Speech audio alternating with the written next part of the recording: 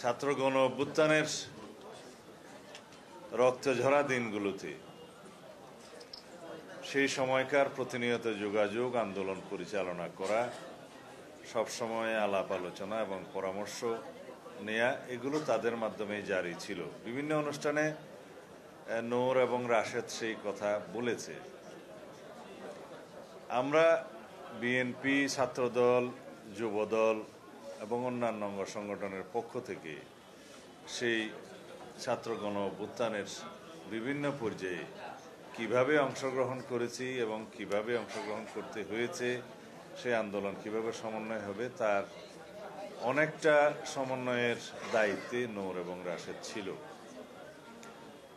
তাকে অ্যারেস্ট করার পরে তার টেলিফোনে একটা আমার মেসেজের কারণে তাকে খুব বেশি নির্যাতন করা হয়েছে, সেই মেসেজটা আবিষ্কার করার কারণে।